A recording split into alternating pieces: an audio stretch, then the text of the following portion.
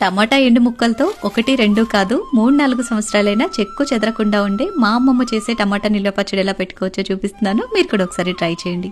దోరగా ఉన్న 2 కేజీల టమాటాలని శుభ్రంగా కడిగి తేమ లేకుండా తుడిచి చిన్న ముక్కలుగా కట్ చేసుకుని 400 గ్రాములు కల్లుప్పు, 1 స్పూన్ పసుపు వేసి చక్కగా అంతా కలిపి 3 రోజుల పాటు ఊరబెట్టుకోవాలి. ఇలా ఊరిన టమాటాల్లోంచి రసం అంతా కూడా పిండేసి ముక్కల్ని రసాన్ని కూడా ఎండలో పెట్టుకోవాలి. 3 రోజుల పాటు ఎండలో పెట్టేసుకుంటే చక్కగా ముక్కలు గలగలలాడేట్టు ఎండిపోతాయి. ఇలా ఎండాక రసంలోకి 400 గ్రాముల చింతపండు, ఎండబెట్టుకున్న టమాటా ముక్కలు వేసి ఒక రోజంతా నాననివ్వాలి.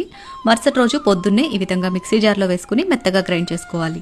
ఇలా రెడీ చేసుకున్న పచ్చడిలోకి కారం మసాలాలు కలుపుకోవాలి. కారం మసాలాలు మీరు ఎంత మంచి క్వాలిటీ యూజ్ చేస్తే పచ్చడి మీకు అంత ఎక్కువ కాలం నిలవ ఉంటుంది. పచ్చళ్ళ కోసమని స్పెషల్ కారం మసాలాలు, చింతపండు అన్ని కూడా శ్రీ శ్రీనివాస ఫుడ్స్ వెబ్సైట్ లో తీసుకున్నాను. వీళ్ళ వెబ్సైట్ లో పచ్చడికి కావాల్సిన నాణ్యమైన గుంటూరు కారం, పసుపు, ఆవపిండి, మెంతిపిండి, చింతపండు అన్ని కూడా అవైలబుల్ ఉన్నాయి చాలా రీజనబుల్ ప్రైస్ కి. మీరు పెట్టే పచ్చళ్ళు ఎక్కువ కాలం నిలవ ఉండాలి, టేస్ట్ బాగుండాలి, సింపుల్ గా అయిపోవాలి అంటే మీరు కూడా శ్రీ శ్రీనివాసఫుడ్స్.com వెబ్సైట్ లో కారం మసాలాలు ఆర్డర్ చేసుకోండి. వాళ్ళ కాంటాక్ట్ నెంబర్ స్క్రీన్ మీద ఇస్తాను. వెబ్సైట్ డీటెయిల్స్ డిస్క్రిప్షన్ లో ఉంటాయి, ఒకసారి చెక్ చేయండి. పచ్చడిలోకి 400 గ్రాముల కారం, 100 గ్రాముల ఆవుపిండి, 50 గ్రాముల మెంతిపిండి, 100 గ్రాముల వెల్లుల్లి పేస్ట్ వేసి చక్కగా అంతా కలిపి పోపు పెట్టేసుకోవడం. పోపు దినుసులు, వెల్లుల్లి రెమ్మలు అన్ని కూడా వేసేసి లాస్ట్ లో కరివేపాకు వేసి స్టవ్ ఆఫ్ చేసి పోపు కంప్లీట్ గా చల్లారిన తర్వాత పచ్చడి వేసి కలుపుకోవాలి. పోపు వేసిన పచ్చడి 1 మంత్ వరకు ఫ్రెష్ గా ఉంటుంది. ముడి పచ్చడి 4 సంవత్సరాల పాటు నిలువ ఉంటుంది. తప్పకుండా ట్రై చేయండి. Thanks for watching.